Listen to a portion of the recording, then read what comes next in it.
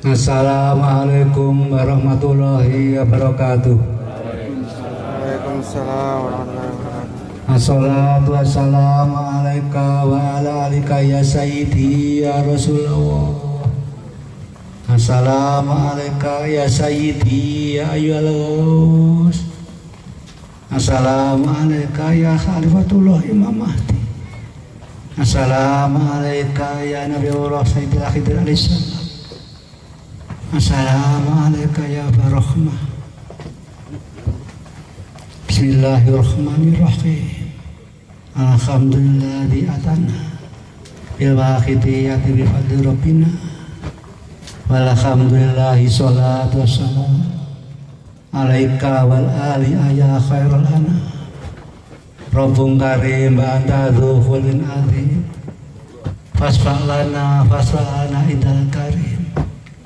Ya ayyuhal ghawthu salamullah alaika rabbini bi'idnillah wandur ya sayyidi bin nadirah musilatil lil hadrati aliyah amma ba'du. Nyun sewu dumateng saykhuna wa murabbina Mbah Abdul Majid Ma'ruf qaddasallahu sirrahu mu'al sawahidiyah tansah kita damba bimbingan aturipun musilatil hadratil aliyahipun wal mukarramah mbahnya Isof yang majur itu anda wal wafiti tansah kita damba doa resulipun dumateng Mbah Muhammad Ma'ruf radhiyallahu anhu pendiri pondok Kedunglo wal mukarramah Mbah Hasanah Ma'ruf cikal bakal mu'al safitiyah. Kepada para aulia Allah, kepada para alim ulama, kepada para pejabat mulai tingkat provinsi sampai tingkat daerah, tingkat desa, baik sipil maupun non sipil, Polri, TNI yang kami hormati, yang berkenan hadir di sini. Hadirin yang kami hormati, panitia pelaksana acara Nisusana yang kami hormati. Pertama-tama izinkanlah diri kami pribadi ikut di belakang panjenengan sekalian untuk memanjatkan puja-puji tasakur kehadirat ilahi rabbi subhana ilahi rabbi dengan ucapan alhamdulillahi rabbil alamin atas segala nikmat-nikmatnya yang telah diberikan kepada kita, baik nikmat yang diperlihatkan atau nikmat yang tidak diperlihatkan. Khususnya kita di malam hari ini bisa menghadiri acara Nisusana Jawa Timur yang diselenggarakan di Gunung Sari, Surabaya dengan baik-baik, sehat walafiat. Salawat dan salam yang seindah-indahnya semoga terlimpah ruah dari panjenengan kita Nabi besar Muhammad sallallahu alaihi wasallam, sahibul syafaat wa ala alihi wa dzurriyyatihi wa sahbihi wa sa'ir wa jami'a anbiya wal mursalin wal malaikati muqarrabin alaihi wassalam. Salam ikraman wa mahabbatan dengan penuh takdim. Marilah kita aturkan kepangkuan para aulia Allah, para kekasih Allah min awalihi ila akhirihi wa bil khus beliau ghasbaqul zaman al-haq al-ghas al-aqtab al-mutlaq ra'uh husuli panjenengan Syekh Abdul Majid Ma'ruf qaddasallahu dengan harapan beliau-beliau yang kami sebut di atas berkenan memberikan jangkungan, dukungan, syafaat, tarbiyah nadroh kepada kita semua, sehingga acara pada malam benar-benar membuahkan manfaat masyarakat fid dini wa dunya akhirah, yang sehingga menghasilkan masyarakat cepat-cepat mengabdikan diri kepada Allah. Fafir Rasulullah.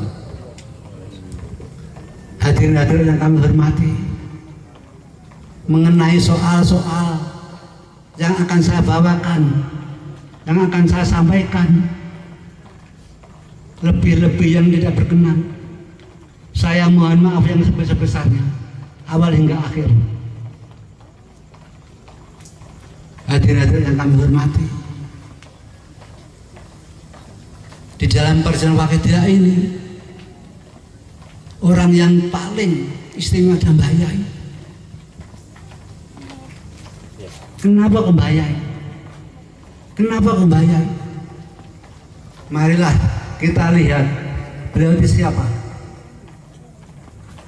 Beliau adalah seorang insan yang terpilih dalam kodarnya.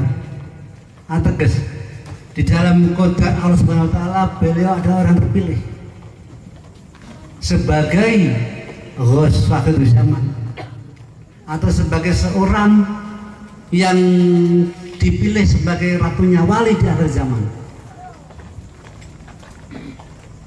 Beliau itu seorang insan kamil mukamil. Beliau seorang insan arif billah. Beliau juga dipilih Allah untuk membenahi keimanan manusia. Beliau juga dipilih Allah untuk mengingatkan kita di mana kita pada saat-saat roh itu sebelum di depan. Roh itu di alam roh sebelum kita hadir di muka bumi ini. Kita hidup di alam roh dulu. Di dalam alam roh itu sejarahnya manusia berjanji pada Allah Subhanahu wa Ta'ala. Di situ manusia dalam dialog kepada Allah menghasilkan dua piagam. Ya. Yang pertama, roh mengakui adanya Allah Subhanahu wa Ta'ala Rabbul Alamin yang perlu disembah dan wajib disembah. Dan dia adalah hamba Allah yang wajib menyembah kepada Allah Subhanahu wa Ta'ala. Itu yang pertama. Sedangkan piagam yang kedua, roh berjanji itu kepada Allah Subhanahu wa Ta'ala, menjauhi larangannya, melakukan perintah-perintahnya. Dan yang ketiga, piagam itu apa? Manusia berjanji di atas bumi ini nanti sebagai khalifah, pimpinan di muka bumi. Dan manusia baik dan harus berbuat kebaikan. Kemudian setelah perjanjian itu, maka Allah meniupkan roh ke dalam sebuah daging yang ada di dalam rahim ibu kita. 9 bulan kemudian kita dilahirkan. Di situ memori kita dihapus oleh Allah Subhanahu wa Ta'ala. Lupa dengan apa yang telah kita janjikan pada Allah Subhanahu wa Ta'ala, yaitu 3 piagam tadi. Di dalam kehidupan tidak dihapus, hanya di-cut, artinya dihilangkan sementara. Nanti setelah balik kemudian kembali diingatkan oleh Allah Subhanahu wa Ta'ala. Tetapi ironisnya, sayang disayang, di dalam kehidupan setelah balik manusia itu ada yang masih mengingat perjanjian kita pada Allah. Siapa diri kita, siapa adanya Allah Subhanahu wa Ta'ala, apa kewajiban kita kepada Allah, itu lupa. Ada yang masih ingat, dia menjadi seorang yang soleh, alim. Ada yang setengah ingat, setengah lupa. Bahkan ada yang melupakan sama sekali. Padahal jenjang kehidupan ini, rumah kita itu di mana? Rumah kita di akhirat. Di dunia ini kita hanya ladang, seperti apa yang didawuhkan Bu Nyai Mas Duki tadi. Kita ladang di sini. Bahkan ladang kita sangat sempit, waktunya sangat sempit. bagian kita berjalan, mampir minum di warung, kemudian berjalan lagi. Di dalam perjalanan itu, di dalam ladang yang sempit itu, kita berlomba-lomba dengan waktu. Nah, pada perjanjian kita pada Allah Subhanahu wa Ta'ala dan berapa? Berjanji akan ibadah kepada Allah selamanya. Selama kita hidup mencari ladang di dunia ini. Di samping itu berusaha menjauhi larangan Allah Subhanahu wa Ta'ala. Tetapi berhubung, maaf, iblis itu sangat pandai. Iblis berjanji pada Allah karena sakit hati Allah akan saya goda anak turunnya Nabi Adam dari arah depan, arah belakang, arah kiri, arah kanan, arah bawah, arah atas, supaya tidak ada waktu bersyukur kepadamu ya Allah. Dengan adanya itu, kalau kita tergoda, maka kita akan mengalami kesengsaraan yang tiada habisnya. Kenapa demikian? Di saat kita kembali ke rumah kita mati. Di saat para istilahnya itu ya, yang ngubur itu sudah pulang 8 tapak atau 3 jangkah, itu datanglah malaikat yang berwarna hitam kebiru-biruan, bertanya dengan pertanyaan-pertanyaan yang mungkin bahkan tidak bisa dijawab oleh ilmu-ilmu fikih, ilmu-ilmu yang kita dalami di dunia ini. Pertanyaan mereka hanya dijawab dengan keimanan. Yang paling bahagia, paling bejo, orang yang tidak melupakan perjanjian kepada Subhanahu wa Ta'ala. Nah, di sini Mbah Majid mengajak kita menuju sesuatu yang indah, menuju sesuatu yang mempesona. Kenapa saya bilang mempesona? Yunapunten kadereng.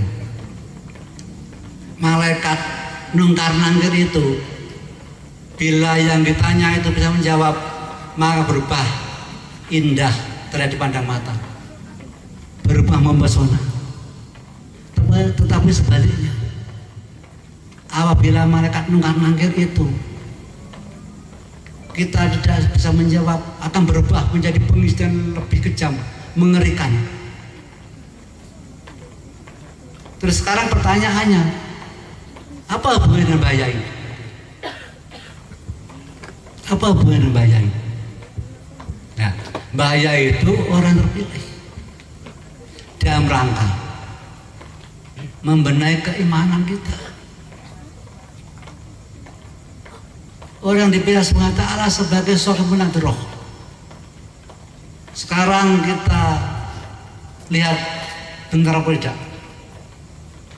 Ya ayyuhal ghasus salamullah alaika rabbini bi'nillah wangdur ya sayyidi binadroh musilatin lil hadrati aliyah. Jelas itu artinya, ya Ghos, kami sampaikan salam Allah ke pangkuanmu. Alaika rabbini bi'nillah, bimbing dan didilah diriku kanthi izin ilahi. Wangdur ya sayyidi binadroh, pancarilah batinnya kami dengan sinar nadrohmu. Duhai pimpinan kami, duhai Ghos, musilatillah hadrati aliyah, yaitu radiasi batiniyah yang menghantarkan kami usul kepada Maha Tuhan kami. Setiap hari kita melawan itu, setiap hari kita baca itu mujadah. Tapi kalau kita tidak memahami artinya, kita paham artinya, itu yang lebih parah. Kita paham artinya, tetapi tidak mengakui adanya beliau sebagai sahibun nadroh. Dikarenakan apa? Dikarenakan kena ilham daripada Dajjal.